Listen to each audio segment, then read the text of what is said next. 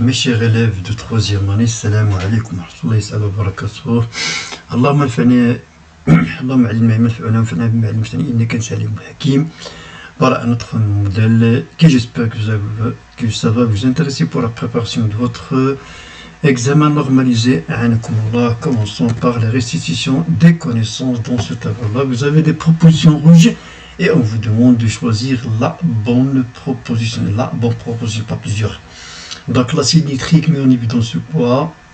L'absorption intestinale se fait au niveau, bien grâce à quoi? L'ascorbut est une carence due à quoi? Les protéines digérées. Au niveau de quel organe? La ration alimentaire change selon quoi? Et la carence en vitamine D provoque quoi? Donc pour la première, l'acide nitrique, bien sûr, il met en évidence les protéines. Résultat, une coloration jaune. L'absorption intestinale, bien sûr, se fait grâce aux villosités intestinales. Le scorbut, ce n'est pas une carence en vitamine D, provoque le kwashiorkor, carence en protéines, le kwashiorkor. Et le scorbut, c'est carence en vitamine C. Les protéines sont digérées au niveau, bien sûr, de l'estomac qui nous donne les polypeptides. La ration alimentaire change, bien sûr, selon les âges. Les sexes, c'est-à-dire les mâles et les femelles, ça diffère. Et là aussi, les grands n'ont pas les mêmes besoins que les petits. La carence en vitamine D provoque quoi? Bien sûr, il provoque la maladie du rachitisme. Alors, on vous demande de donner la définition des enzymes digestives, de l'amidon, à l'huile pulmonaire, la respiration cellulaire. Donc, l'enzyme, bien sûr, on la trouve dans les glandes salivaires et qui est responsable de la dégradation de simplification moléculaire et il agit comme un catalyseur spécifique. L'amidon, bien sûr, c'est une grosse molécule complexe et c'est une réserve énergétique des plantes constituée de molécules de glucose. La bulle pulmonaire, ça se trouve à l'extrémité des bronchioles et c'est l'endroit où il y a le renouvellement de l'air, les échanges gazeux respiratoires entre l'air et le sang. Alors, la respiration cellulaire, bien sûr, c'est l'oxydation de l'extrémité pour la production d'énergie et le dégagement de CO2 et de l'eau. Alors ici, vous avez un frottis sanguin et on vous demande de donner l'agent de ça. Donc, au milieu, vous avez ici normalement globules rouges. Et le liquide qui baigne les cellules sanguines, c'est le plasma et les autres éléments qui constituent la majorité des éléments de constitution du sang. Ce sont les globules rouges, mais on les appelle aussi les hémocytes, les globules rouges, les appelle aussi les leucocytes. Alors, dans les deux éléments de l'urine, on a l'urine et l'acide urique et on a d'autres constituants. Alors ici, vous avez un problème qui parle de la respiration d'un organe qui est le muscle. Alors ici, vous avez un protocole expérimental. Vous avez ici un tube où il y a de l'eau de chaud et à l'intérieur on a suspendu un morceau de muscle frais. Celui-là il est relié à un oxymètre. Comme vous le savez déjà en première année, l'oxymètre c'est un appareil qui mesure le taux de dioxygène. Ici vous avez le début de l'expérience, ici la fin de l'expérience. À la question demandée, on vous demande de comparer la quantité de dioxygène au début et à la fin. Bien sûr, ça se voit vraiment la différence de presque 6, bien 5, je m'excuse, % de différence. Pour le CO2, vous avez ici l'aspect de l'eau de chaud. Normalement, il était au début limpide, c'est-à-dire clair, alors que à la fin de l'expérience, il est troublé. Vous avez déjà normalement, vous devriez déjà prendre une idée de ce que se passe-t-il au niveau de ce muscle-là. Donc, que peut-on déduire des résultats des expériences? Donc ici, vous avez un dégagement d'où vient ce CO2 qui est troublé de chaud. Bien sûr des muscles et le CO2 qui était là, il a été consommé par les muscles. Donc on déduit alors que le muscle consomme du oxygène et dégage le dioxyde de carbone. Alors document de vous présente ici la concentration de O2 et de CO2 de son entrant et de son sortant. Donc ce que dit entrant, c'est-à-dire par l'artère, sortant par les veines. Ici vous avez un organe, par exemple le muscle. On vous demande de comparer la concentration de ces deux gaz. Je m'excuse. Donc ici le dioxygène est plus grand, ici le dioxyde de carbone est plus grand. Alors on vous demande de déduire la nature des échanges, quel type d'échange gazeux s'est produit au niveau des muscles. Donc bien sûr, ces échanges gazeux entre le sang et les muscles au niveau de la cellule se produit l'oxydation des nutriments pour la production de l'énergie. Alors pour raison scientifique de la communication écrite et graphique, on vous propose une personne qui est consommée pendant une journée les aliments suivants, la quantité de glucides, des protéines, des lipides, et on vous demande de calculer l'énergie. Donc c'est très simple, question de calcul. On va multiplier les glucides et les protéines par 17, et puis les lipides par 38, et puis on va additionner le tout pour avoir l'énergie totale qui a été fournie par l'alimentation de cette personne. Alors on vous demande, est-ce que cette énergie est suffisante pour satisfaire ses besoins? On vous demande, il a besoin de 12 180 kJ par jour. Alors faites la comparaison, entre les deux, vous allez voir que oui, elle est suffisante. Alors parmi les aliments mangés par cette personne, on trouve les lipides. Ces derniers subissent des transformations au niveau de l'intestin sous l'influence du sucre pancréatique. Afin de comprendre cette transformation, on a mis des lipides et le sucre pancréatique dans un sucre.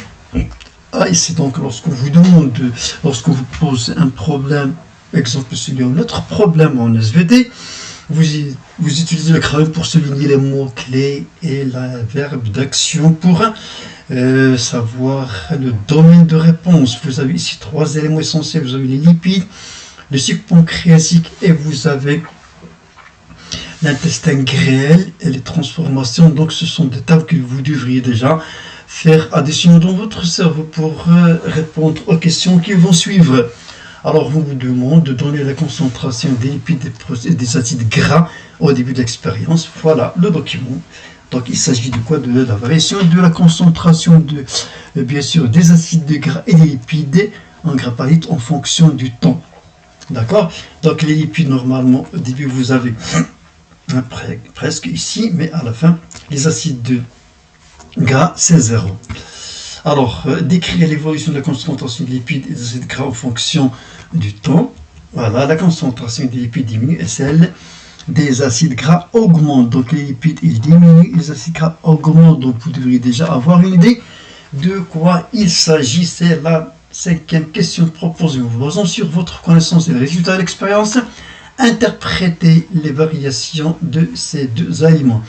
Donc, quelle relation est-il entre ça et le sucre pancréatique? Bien sûr, comme vous le connaissez, que le sucre pancréatique, il contient une enzyme appelée lipase qui découpe la grosse molécule des lipides en molécules simples des acides gras ainsi que des glycérols qui n'est pas indiqué dans cet exercice-là.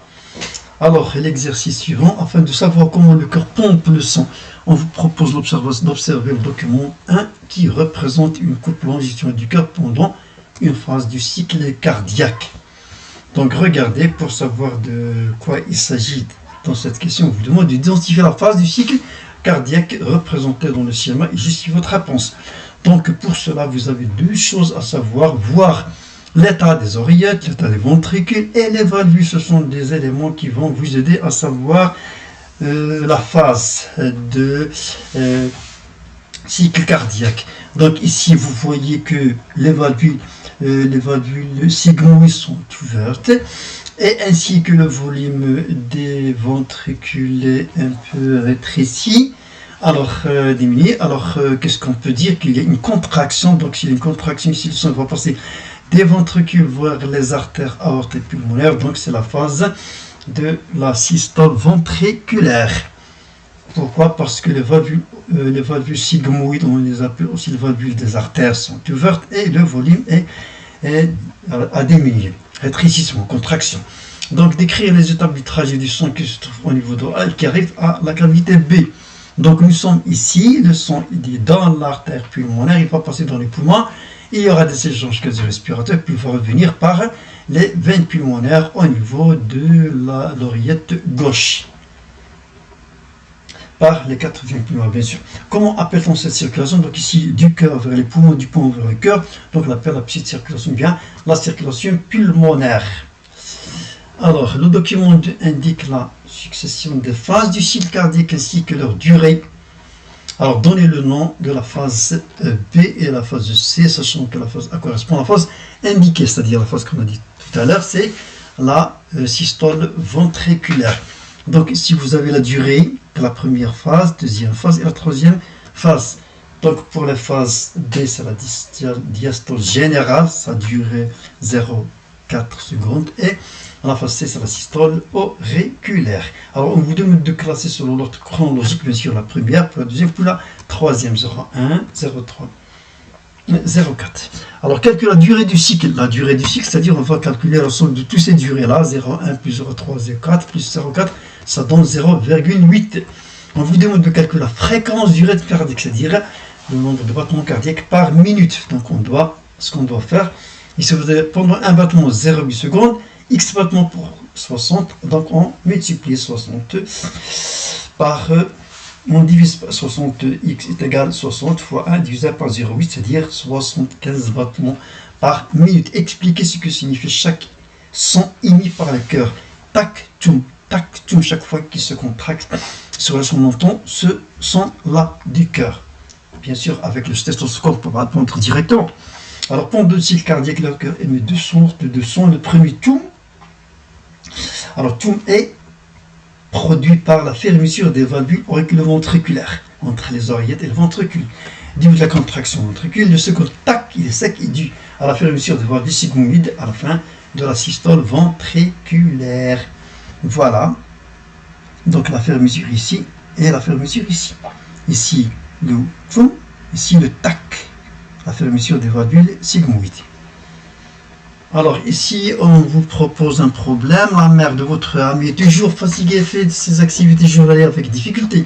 L'examen médical met une évidence d'un trou au niveau de la paroi qui sépare les deux ventricules. Exactement, cette paroi qui sépare les deux ventricules, il y a ici un trou.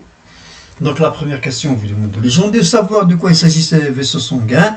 Le 1, la veine pulmonaire. Le 2, c'est l'aorte. Le 3, c'est l'artère pulmonaire. Et la deuxième question intéressante, quelle est la conséquence de ce trou sur le sang de cette femme?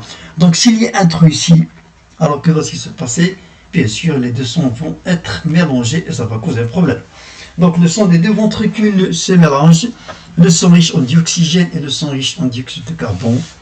Donc le sang transporté par l'artère aorte vers les organes sera mélangé avec du sang qui est riche en dioxyde de carbone. Par conséquent, l'apport d'oxygène aux cellules sera insuffisant. Donc énergie insuffisante pour les activités journalières de cette femme.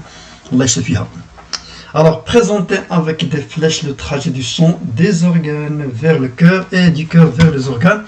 Alors ici, la flèche bien sûr, voilà, les poumons vers le cœur et du cœur vers les organes et puis le retour vers les poumons.